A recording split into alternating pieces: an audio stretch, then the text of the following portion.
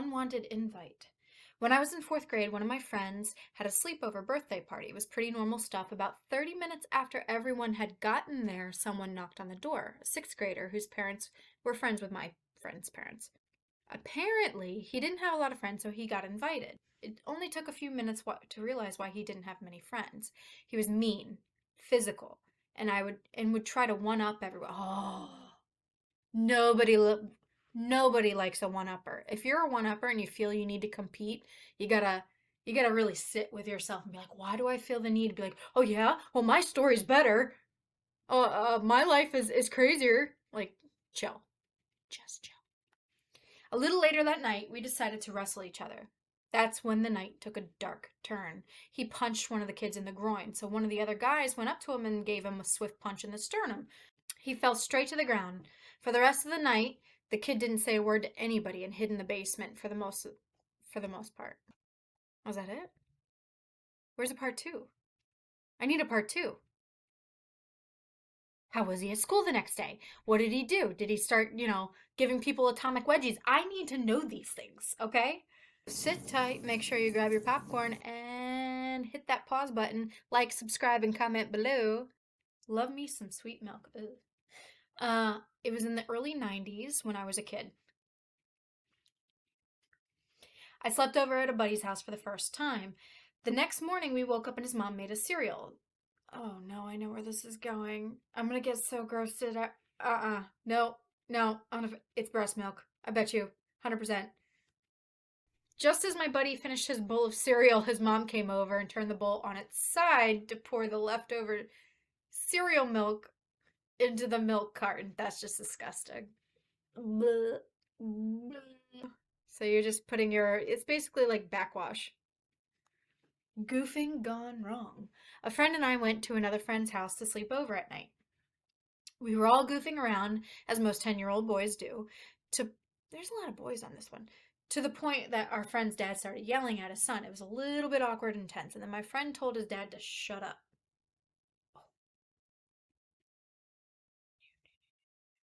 His dad decided his son needed some old school punishment and made him pull his pants down and made us watch him whip him.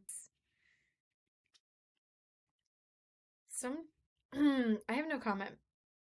I went to a girl's sleepover when I was about 8 years old. There were 3 of us. The girl's dad put an audio recorder under the teddies on top of her cupboard when he came out to hand them out. We were talking about our crushes at school and such.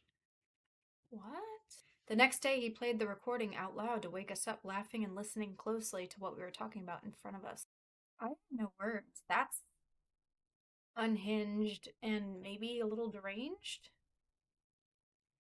That's bizarre. Like, first of all, you can't record somebody without their permission, let alone a minor. I don't know how I feel about that one. That's bordering on really creepy. Lonely old Nana. I stayed over at my best friend's house almost every week when I was in elementary school. Their grandmother lived with them and treated everyone like a burden. Is this Mrs. Haversham? Miss Haversham? Everybody, great expectations. Oh, ha, ha. This is what's gonna happen. Their grandmother lived with them and treated everyone like a burden. They told me she was crazy and mean, but she always was very kind to me because I was raised to be nice to my elders. So I was kind in return. As you should. Then one day, my friend had to go talk to her mom about something. The grandmother asked me into her room. I'd never been there. It was decorated completely different from the rest of the house. I could tell she had moved an entire house worth of stuff into one bedroom. And I can't remember our conversation, but she gave me a little metal bracelet and asked me to hide it from the family. I was scared to wear it, and I didn't ask That's it? That was uneventful. I need a part 2 to some of these. When I was 12, I slept over at my supposed best friend's house. Oh, this is how we're starting out. Cool. Her then 17-year-old brother played his music very loudly and then shook his junk in my face. My friend and her brother then tied me to a chair and made me watch a movie that freaked me out.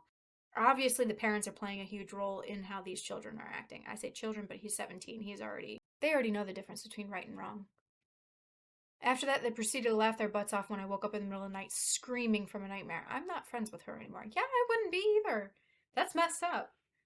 I don't.